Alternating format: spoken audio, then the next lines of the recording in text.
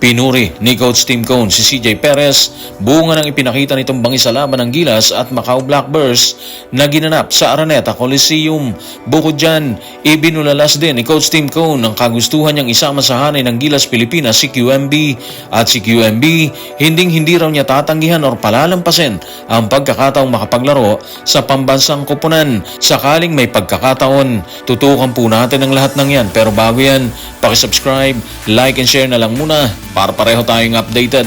Matapos ang ilang araw ng umaatikabong bakbakan sa court kalaban ng TNT Tropang 5G sa kanilang Best of 7 series, nagpamalas ng magandang laban si CJ Perez versus Macau Blackbirds, dahilan para ma-impress si Coach Tim Cone. Narito ang kanyang pahayag. Tutukan natin si Coach Tim sa report ni Ruben Terrado sa Spin. Tingin ko talaga si CJ Perez ang naging dahilan ng pagbabago ng takbo ng laro sa third quarter. Sipin mo kagagaling lang niya sa serye ng 6 na laro. Championship series yun Mahaba yung tinakbo ng playoffs, walang pahinga, tapos dumating siya dito. At ngayon halos siya yung nagpanalo sa amin sa third quarter.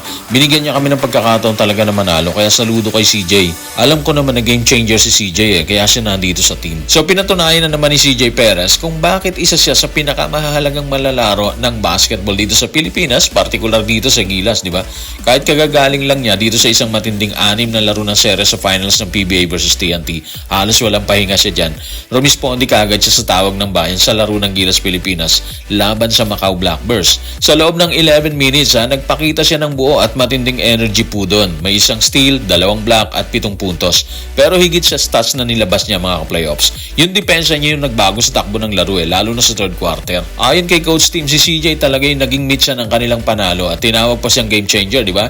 Isang papuri na hindi madaling makuha mula sa isang veteranong coach. Sa kabila kasi ng kanyang reputasyon bilang isang kilalang scorer sa PBA, pinakita ni CJ na handa siya magbago ng papel para sa koponan, di ba? Sabi niya sa interview ng media, malinaw sa kanya na depensa ang pangunahin tungkulin niya sa Gilas, hindi puntos. Yung pagsisikap at sakripisyo para sa tagumpay ng buong grupo.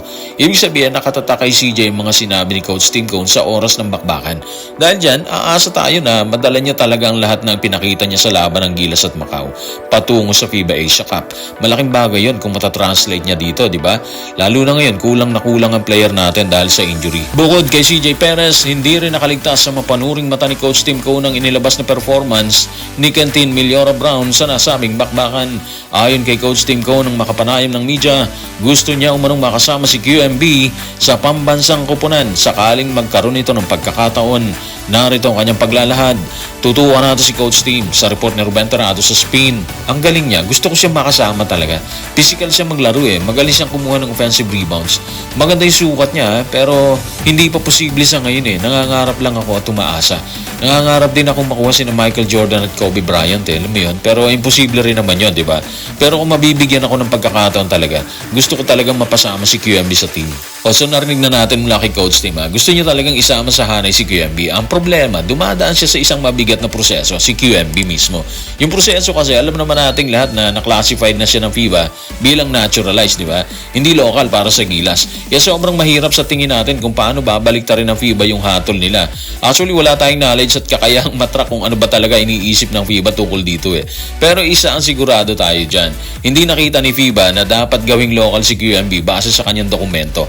Balita naman natin, gumagalaw na si QMB para mabaligtad yung hatol. Pero yun na nga hindi natin alam kung gaano katagal yung proseso at kung kaya bang baliktarin yung ganung hatol, di ba? Sa pananaw naman ni Alpanlilio, pwede naman kung dadaan siya sa paglalaro muna dito sa atin. Pero nasa option ata ni QMB ang Europe matapos ang kanyang contract dito sa Macau. So mahirap, di ba? Sayang kung hindi siya makukuha kasi swak na swak si QMB dito sa Gilas Pilipinas Unang-una hindi na bumabata si Kraken. Kalaunan magre-retire yan Si Japit nga, di ba? Nagretiro na pero pinasok ulit ni Coach Tim dahil kulang sa bigs ang Gilas Pilipinas.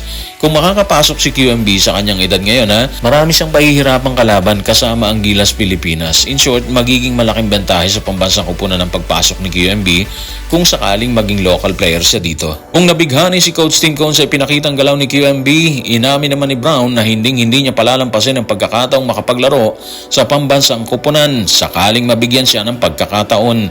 Narito ang kanyang pagbabahagi. Tutukan natin si Quintin Millora Brown sa report ni Ruben Tornado sa Spin. Sobrang sarap siguro sa pakiramdam kung mangyayari yon. Malaki respeto ko sa kanila. Magandang pagkakataon na makapaglaro para sa sariling bansa.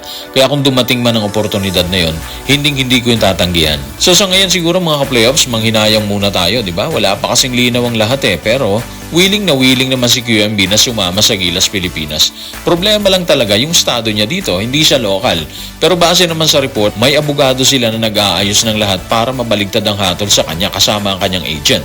Sana magkaroon ng positibong resulta, di ba? Actually, ramdam natin si QMB Bibihira kasi player na nabibigyan ng chance na mag-represent ng bansa, lalo na dito sa Pilipinas. Pero mga ka-playoffs, tingin talaga natin, gigil na si QMB na samahan ng Gilas Pilipinas. Hindi lang talaga tugma yung sitwasyon niya dito. Sa kanyang huling interview, sinabi niya doon na kahit may apela ang kanyang abogado at kanyang agent sa bagay na yan, wala daw siyang mailalabas na detalye sa ngayon tungkol sa issue. Blanco pa talaga sa anumang good or bad news tungkol sa issue, di ba? Kaabang-abang dito mga ka-playoffs So walang bibitiw dahil isa si QMB sa kailangan ng pambansang koponan. So guys, maraming salamat.